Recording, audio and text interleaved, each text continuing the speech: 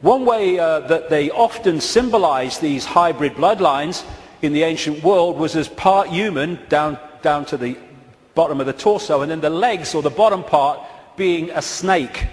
You come across this a great deal when you research this stuff. This is all symbolic of this half human, half snake symbolism.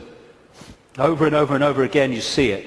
And the cobra, like I say, is very much a common symbol of these serpent gods, as is fighting the serpent gods and battles with them. Even the word Messiah comes from Mesa, the Nile crocodile, which they use the oil from the Nile crocodile to anoint the pharaohs. And even today in the British coronation ceremony, they symbolize that as part of our own ceremony appropriately. In the Bible, the devil is symbolized or described in reptilian terms. The old serpent called the devil and Satan, who deceiveth the whole world. He was cast out into the earth, and his angels were cast out with him. Fallen angels, again the recurring theme. All these folk tales about kissing frogs and turning into princes, and invariably you get reptilian themes, all part of the same story. And people send me images from all over the world as a result of the information I put out. It's amazing how many times you see the symbol of reptile and humans, or part human, part reptile. Or overseeing the gargoyles in the palaces and castles and churches of this elite are symbolic of that. And of course, over the last, 20 years or so, there's been a massive reptilian symbolism in children's stories and children's entertainment. And then recently, you saw this, it's a quick one, this 16th century painting in the National Portrait Gallery of Queen Elizabeth I, they thought she was holding flowers because that's what someone had painted over. But with where what's underneath is coming to light, and this is a representation of it. It was in one of the papers, again holding the snake, very, very appropriate. And these aristocratic families, which became the hybrids, again used reptilian, dragon and all these other serpent images on their various coats of arms and what have you. And one of the centres, like I said earlier, is London. Not necessarily London, the Great Conurbation, but the City of London and the temple that runs into the City of London. The City of London, of course, being the great centre of not just British finance, but global finance. And how appropriate that they too have the symbol of the flying dragon and the symbol of the Knights Templar Secret Society, a major strand in this web of secret societies, as the very symbol of the City of London.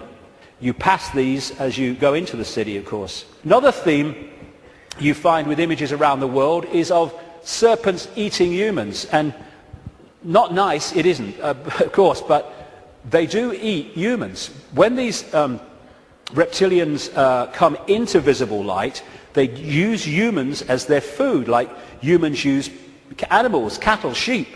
And then you'll see the recurring theme all over the world. This is in Central America, the Mayan area. This is a painting by Credo Mutwa from South African myths of the serpent gods, the Chitahuri, eating humans. And this is Alfa Romeo. What's he doing there? What's he bloody doing there? Same thing. And in the garden of one of the palaces, or whatever you call them, mansions of Silvio Berlusconi in Italy, the leader and one of the world's most corrupt men, is again the same image. And outside of visible light, they feed off human energy, human emotion, especially, only low vibrational emotion, because that's all they can really access. And so they have to keep humans in a state of mental and emotional suppression so that we keep feeding out this energy, which they then absorb. And that will become relevant in the next section when I get into why paedophilia is so widespread among this elite. Because energy changes with the emotions we give out. When we give out love, it's a certain wavelength. When we give out hate, it's a very different wavelength. And the friend of mine in Japan has become very well known for taking water, name's Mr. Emoto, taking water, putting it in a container, and then he'll put words of love or hate or whatever on the side of it, because when you write a word, that word may seem in the decoded realm as a word you can see and read, but in the vibrational realm it represents a vibration. If you could see the vibration of writing the word hate to writing the word love, it would be dramatic. In fact, you're looking at it. Because what happens is, after he's put the word on the side of the water, he then freezes the water really, really fast. I've seen his laboratory where he does it. And then he photographs the crystals. This is the crystal from a water that had love and appreciation written on it. This is the crystal that had hate written on the side of the water. And he's done whole books about this stuff with all these pictures in it. And this is the energy that these entities absorb when they're outside of visible light, which is most of the time. And therefore, they have to keep us in a state that keeps producing that.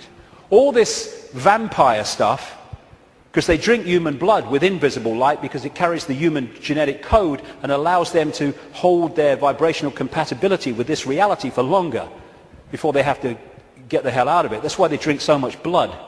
And then there's this thing about shape-shifting, where, I've had a lot of, laughter and ridicule. So what's bloody new about this? And people say, well, you can't go from a solid body to a solid body and back again. And I'm saying, do you know?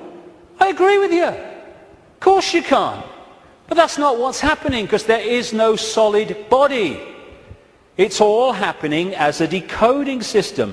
There is no solidity. So what shape-shifting is you have a situation like this, and the front dominating from our perception of observation energy field is the human one. So we look at George Bush or somebody, and we see a human.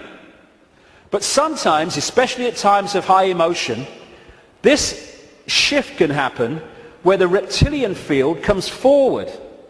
And as it does so, becomes the dominant one, often briefly, the observer now starts decoding that. And then it shifts back and you start decoding this.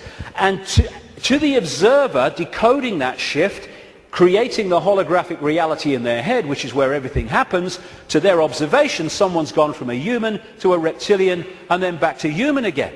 It's not, of course, shifting solidity.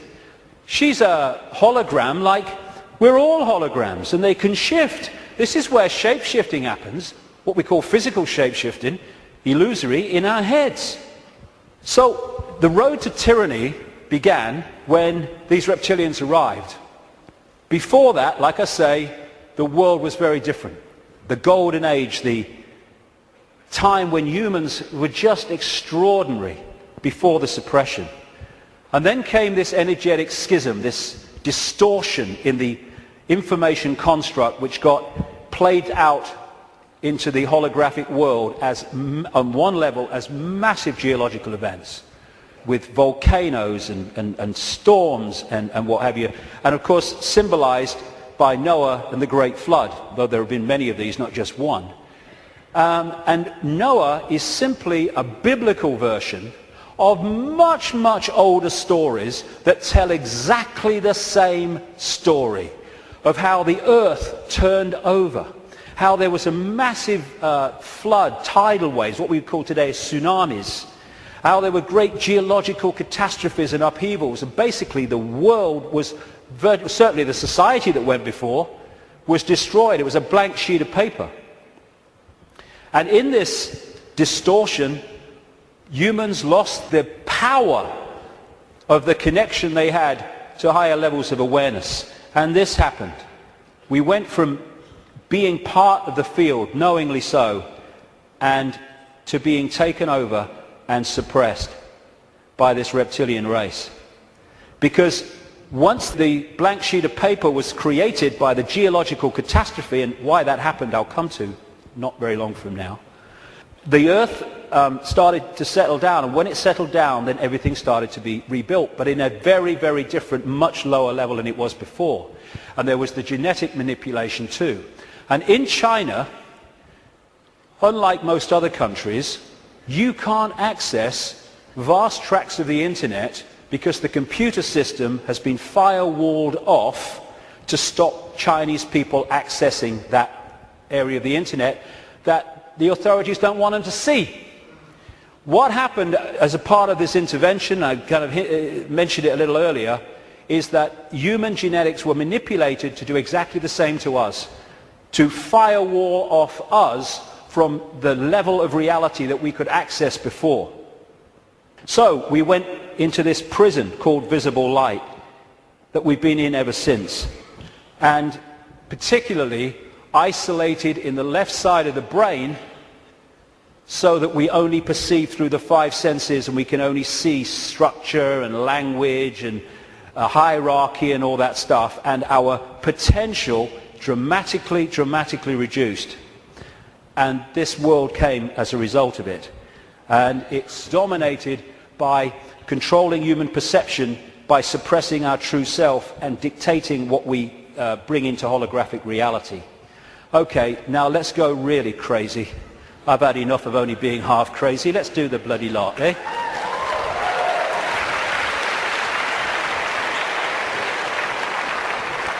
What I want to say before I go into this is this. One of the most profound ways that people are controlled is to limit their sense of possibility. Your sense of possibility becomes your sense of what is possible. Now that's an obvious thing and it's a truism, but often we miss what's in front of our eyes. In other words, if you can program a sense of what's possible and make it narrow and incredibly limited, then when people come along and say this is going on, these people say you're bloody mad, that's not possible. It's like, no, you don't believe it's possible. Talking to some of the insiders that I have over the years, and talking to other people who've done the same, there is a feeling among some of them that these entities technologically, and I keep emphasizing there's not that many of them compared with humans, and so therefore they have to keep out of sight, and that's one of the reasons, the major reason they want to cull the global population, because it's out of hand from their point of view. Well, stick around, it's going to be out of hand a bit more very soon. But they reckon, some of them, that this technology that these people are working with, these entities are working with, is like 10,000 years ahead of where we are. But that's a bit of a misnomer, because there's a line, like a Rubicon, of awareness of how reality works. And when you're this side of it, you are in a state of tremendous limitation. But once you cross it, and by realizing the nature of reality that I've been talking about today, suddenly you can move very fast in terms of your ability and your potential and all the rest of it. But while we're here, they reckon they're about 10,000 years ahead. So we're dealing not with what we can do, but with what very advanced technological entities will do. Not spiritually advanced, intellectually, technologically advanced. What happened was that I was writing this latest book, and I sat down one morning.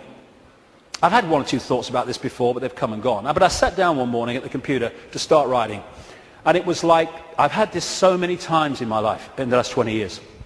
It was like an energy field descends upon me, and suddenly I just knew the moon was not what it seems to be. It wasn't the heavenly body, the natural phenomenon that we believe that it is.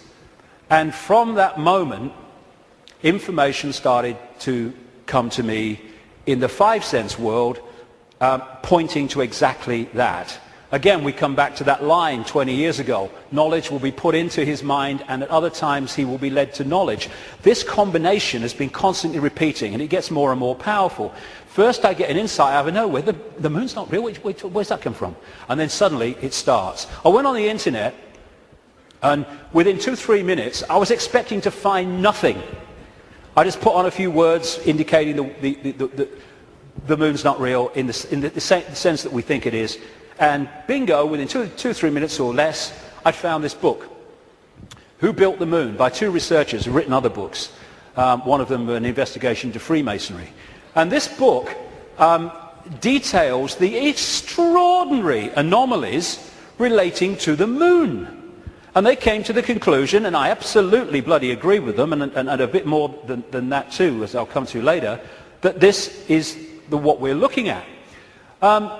The geometrical connections and everything, and the mathematics and the relationship between them in terms of size and position is just mind-blowing. And What I'm suggesting, and I'm not alone over the years at this level of it, I think I might be alone at the next bit, I'll come to in a second, or a few minutes. I've been there before, I don't mind.